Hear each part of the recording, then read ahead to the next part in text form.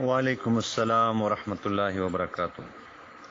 زما جواب صرف د دې خبرې درکم چې رسول الله صلی الله علیه وسلم خوب کې چاته شی ورکی آیا هغه سره موجود کې دی شي یا نه. د دې یو مثال قصیده برده ده.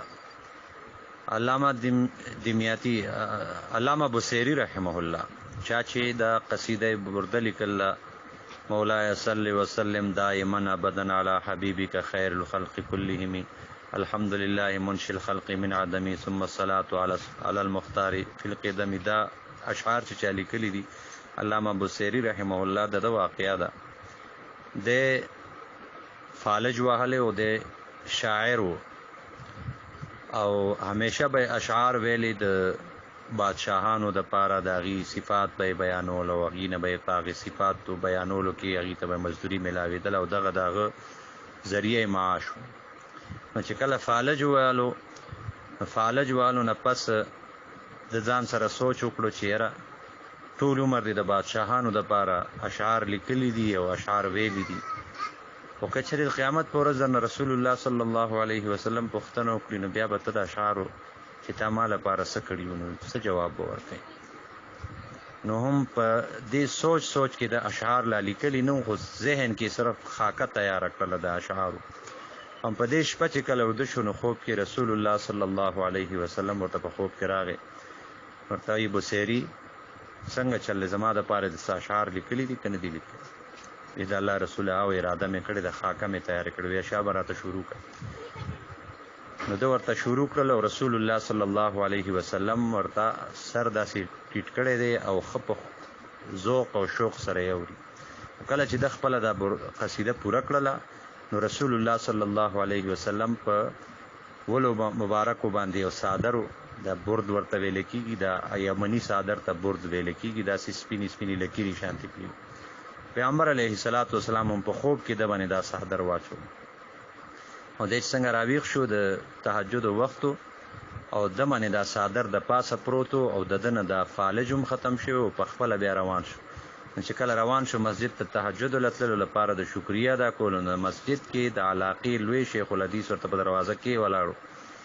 شابه هغه اشعار وای ما ته چې کوم رسول الله صلی الله علیه وسلم ته دی ویلي اې دا الله بنده ما خو لیکلم نه دی کړی ما خو صرف په خوب کې رسول الله صلی الله علیه وسلم ته اورولي. دا ورته ویلي چې څنګه چې د رسول الله صلی الله علیه وسلم ته اورول او هغه چې داسې په شوق سره اوریدل نو ما هم دا خوب کې داسې لیدلې نو دای ته کشف کرامت هم ویل کی او نو داسې انداز کې رسول الله صلی الله علیه وسلم زنه خلقو ته شي نه ورکړي دي نو دا غي ثبوت شته دي. او دا خبره چې را دي فیصل او خالد ته تماچا ورکړي ده نو دای بارکه څه نشم ویل. وعلیکم السلام ورحمت الله وبرکاتہ. د سفر او د حضر مز اصول دادی چې یو سړی په کلی وطن کې په کور کې دی او د نماز قضا شو او د په سفر ووته نو د کور کلی په علاقه کې د نماز چې کوم قضا شوی وي او په سفر کې د قضا راوړي نو هغه قضا به پوره مز راوړي مطلب 3 رکعات مز به پوره 4 کوي او کچره په سفر کې تنه کوم مز قضا شوی وي مطلب ماسپخین مازیګر ماسخوتن مز په سفر کې تنه قضا شوی دی د کور کلی وطن ته ورسېدو آلته بیا قضا راوړي نو هغه به هم 2 رکعات قضا راوړي ځکه په د باندې فرض او ماغه سفر والا مز چې کوم پاتې شوی دی دنه ماغه دی نو د سفر والا چې قضا شوی مز په کور کې کوي نو هغه به 2 رکعات کوي او که د کور والا مز چې قضا شوی سفر کې قضا راوړي نو هغه بیا پوره قضا راوړي. وعلیکم السلام ورحمت الله وبرکاتہ. مړی سپارلو طریقه د ټولو مړو یو شانته ده که ماشوم وي که مشر وي زنانه وي که نارینه وي. طریقه دا ده چې کله د میت راوچتای دغه وخت کې به بسم الله وعلى ملت رسول الله راوچت به کې او کته به داسې انداز کې کېدي چې د شا چې د په دغې سره ټچ شي بس